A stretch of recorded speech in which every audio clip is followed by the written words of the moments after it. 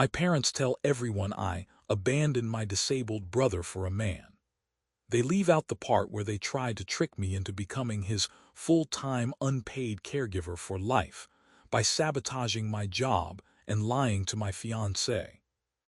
Before I get into it, if you like long Reddit-style AITA stories about family drama, golden children, disabled siblings, and going no contact with your parents, don't forget to like the video and subscribe. It really helps more people find these full stories. I'm 29 F. My little brother Liam is 24 M. He was born with cerebral palsy and several other complications. He uses a wheelchair, needs help with most activities of daily living, and has some cognitive delays, but he's not incapable. He's funny, loves movies, and absolutely obsessed with anything to do with space. I love my brother. I need that to be crystal clear. My parents, that's more complicated. I'm the oldest of three. Me, then my middle sibling Ava, 27 F, then Liam. When Liam was born, everything in the family revolved around him. Again, understandable at first, NICU stays, doctors, therapies. It was a lot. But as he got older, instead of my parents figuring out supports and respite care, they quietly decided something else. I would be the plan. By the time I was 11, I knew how to lift and transfer him from bed to chair, change his briefs, feed him, administer some of his meds, sit in on his therapy sessions, and then practice with him later. My childhood was, not tonight, you need to watch Liam.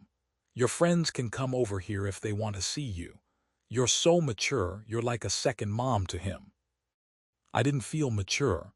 I felt like I didn't have a choice. Ava slid under the radar. She did some help, sure, but our parents didn't lean on her the same way. If I protested, my mom would say, "You're just better at it.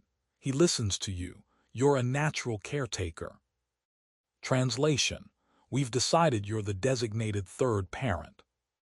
When I was 16, I tried to quit a school trip because my mom was stressing about coverage. My dad took me aside in the kitchen and said, "Honey, you know we count on you. Family comes first. Your friends' trips won't matter in 10 years. Your brother will." I skipped the trip. That pattern repeated: sports, sleepovers, dances. I was always the one choosing family. Except I didn't feel like I was choosing anything. It was just guilt. College was the first time I tried to have my own life. I got into a nursing program 2 hours away. My parents were supportive on the surface, crying about how proud they were, posting about their future nurse daughter. Underneath, it was different. "Can you come home every weekend?" my mom asked. "We'll need help with Liam," my dad added, "and he'll miss you." At 18, I still didn't know how to say no to them, so I did go home every single weekend. I'd work shifts at the campus Starbucks, go home Friday night, spend Saturday and Sunday helping with Liam, then drag myself back to class. My social life was almost non-existent. My roommate once said, "You basically live 2 lives." I laughed, but it stung. The only reason I started setting boundaries was pure exhaustion. One weekend sophomore year, I crashed. High fever, strep throat, the whole package. I physically couldn't drive home. When I told my mom I couldn't come, she got icy. "We're just supposed to manage without you," she snapped. "Do you know how selfish that sounds?" "I'm literally sick," I croaked. "I can't even stand up without getting dizzy." She hung up on me. I lay there in my dorm bed, throat on fire, and it clicked. They weren't asking for help. They were entitled to it. In their minds, my time belonged to them. I finished nursing school, got my license, and got a job in a city about 4 hours away. It was the first major decision I made purely for me. My parents hated it. "How are we supposed to cope without you?" my mom cried. "There are nurses in your hometown," my dad said. "You're running away from your responsibilities." I pointed out that Liam qualified for home health hours and respite care. I offered to help them apply for more services before I left. That's for people who don't have family, my mom scoffed. We're not dumping him on strangers. We're not dumping him, I said. You're his parents, I'm his sister, there's a difference. They didn't like hearing that either. We compromised, sort of. I moved but still drove back at least once a month, sometimes twice for big appointments or when they texted that they were desperate. Every visit there was a comment. Ava's just not as good with him as you are. One day, when we're gone, he'll need you. You'll keep him out of a facility, right? We would die if he ended up in one of those places. I'd say we'll figure something out and change the subject. My therapist would say, they are grooming you to take full responsibility, and I'd say, I know, but what am I supposed to do? Leave him. Because that's the trap. They made Liam the chain. Then I met Mark. Mark is 31M. We met at the hospital. He's a physical therapist. He's kind, patient, funny. On our second date, I told him about Liam, expecting him to run. Instead, he said, sounds like he'd beat me at movie trivia, and asked what his favorite genre was. As we got serious, Mark saw the pattern with my parents. He saw my phone blow up every weekend I wasn't there. He sat through dinners where my mom would say things like, we're so grateful Liam has one sibling who cares, while staring pointedly at Ava. One night after we left my parents' house, Mark said quietly, you know they expect you to move back in with them eventually, right? With Liam. I swallowed. I know that's what they want, I said. That's not what I want. What do you want? He asked. I thought about it, really thought. I want to build a life with you, our own house, maybe kids. I want to be Liam's sister, not his backup mother. He nodded. Then we have to draw some lines, he said. Not with Liam, with them. We got engaged a year later. That's when everything blew up. At first my parents were thrilled. My mom cried over the ring. My dad hugged Mark and said, welcome to the family. For about 3 weeks it was normal. Then we started talking logistics. Mark and I planned to buy a small house closer to my work. He'd been offered a promotion at his clinic. We were excited. At a Sunday dinner, my dad said, so, when are you two moving back here? You'll want to be near family with kids. I said carefully, we're actually looking at places closer to the hospital. It doesn't make sense to commute 4 hours. My mom froze mid-bite. What about Liam? She said. What about Liam? I repeated, though my stomach was already twisting. You can't just leave him, she said. He needs stability. You getting married is wonderful, but it doesn't change your responsibilities. I'm still going to be his sister, I said. We'll visit. I'll still help with appointments when I can, but I'm not moving back into this house. I'm not taking him to live with us. The room went cold. My dad put his fork down. We assumed you would do the right thing, he said slowly. We always thought you understood that one day he'd live with you. We're getting older. We can't do this forever. You never asked me, I said. You decided for me when I was a kid and assumed I'd just comply. That's what family does, my mom shot back. We don't shove our disabled into institutions. No one is talking about shoving him anywhere, I said, trying to keep my voice calm. There are group homes, supported living programs, options where he can have some independence and trained staff. My mom's eyes flashed. Over my dead body, she snapped. You sound like a stranger, like one of those cold nurses who sees him as a diagnosis, not a person. Mark stepped in. With respect, he said, voice steady. Liam having professional support doesn't mean you or Op love him less. It means he has a team instead of one person burning out. My dad turned on him. And who are you to talk about our son? He said. You've known him 5 minutes. Mark held his gaze. I'm the man marrying your daughter, he said. The one you've been using as a third parent since she was a child. The rest of the dinner was a disaster. We left early. In the car, my hands were shaking. I think they're going to go nuclear, I said. I was right. Over the next months, the pressure intensified. My mom would call crying, saying things like, "Do you just expect us to drop dead and leave him to the state?" My dad would send links to horror stories about neglect in facilities. Every conversation about wedding planning turned into a lecture about what happens after. Then came the sabotage. First, little things. My mom would forget to tell me about Liam's appointments until the last minute, then guilt-trip me for not being able to drive 4 hours on a Tuesday. My dad would show up unannounced at my apartment with Liam in the car for a surprise visit when he knew I had a shift. "I thought you'd be happy," he'd say when I told him I had to leave for work. "We drove all this way." Then it escalated. One evening, my manager pulled me aside. "Hey," she said gently, "is everything okay at home?" I frowned.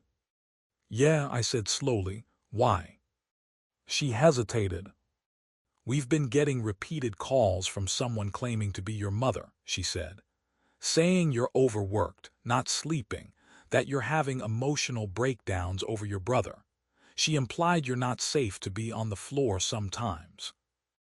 I felt like the floor dropped out from under me. "She what?" I said. "She sounded concerned but also erratic," my manager said.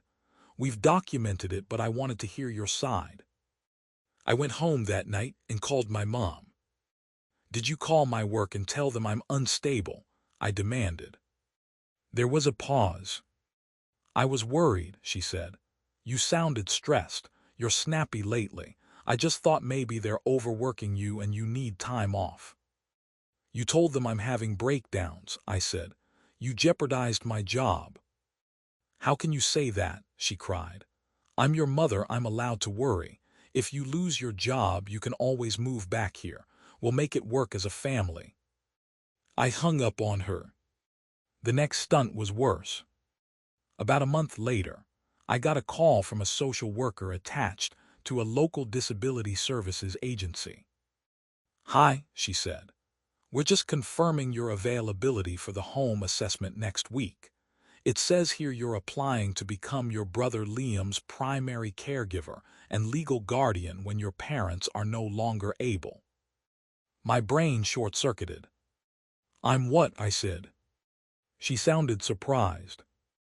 "The file lists you as the applicant," she said. "We have forms with your name and signature, your new address, your fiancé listed as secondary caregiver." My hands went numb. "Can you email me a copy?" I asked. She did. I opened the PDF and felt sick. It was a long application, filled in with my personal details: full name, birthday, employer, salary, my new address. Sections about commitment to providing 24/7 care, willingness to have the individual live in the home permanently, expected impact on future children. At the bottom was a signature that looked like mine, close enough that someone who'd seen it on a card could fake it. They'd even written Mark's name and contact info in as secondary caregiver if primary is incapacitated. I called my parents immediately. My dad answered. "What did you just do?" I asked, voice shaking. "Nice to hear from you too," he said. "You forged my signature on legal documents to make me Liam's guardian," I snapped. "What is wrong with you?"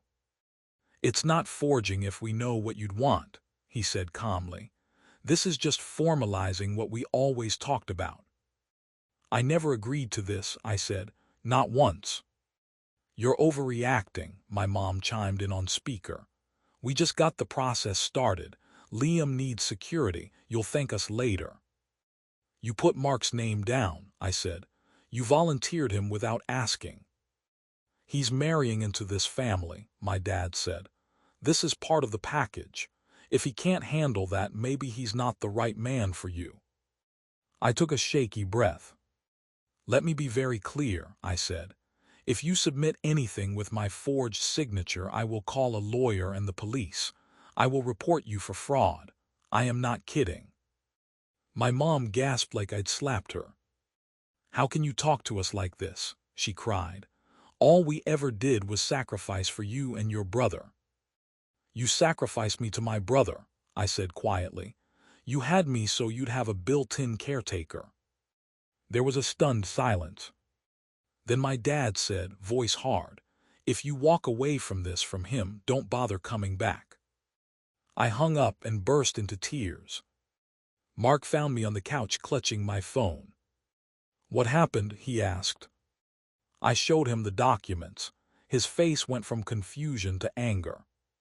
"They signed me up too," he said, "like I'm a prop." We talked for hours that night. He said something I hadn't let myself say aloud. "If they're willing to forge your signature and sabotage your work now," he said, "what happens when we have kids? When they decide our child should take care of Uncle Liam too? This won't stop." He was right. The next week, with the help of the social worker, who thankfully believed me, and a lawyer, I formally withdrew any applications listing me as guardian. I documented everything. The calls from my mom to my job, the fake application, screenshots of texts. Then I made the hardest decision of my life. I went low contact. First, I called them and laid it out. "I love Liam," I said. "I will always be his sister, but I am done being your backup parent. I will not sign guardianship papers. I will not move back home. I will not let you decide my life for me." My mom sobbed. "So you're abandoning him," she said. "I'm refusing to be coerced," I replied. "You are still his parents. If you truly can't care for him, there are programs and supports. I will help you research them, but I will not be your plan A." My dad's voice was like ice. "If you walk away from this family, don't expect to come back when your life falls apart," he said.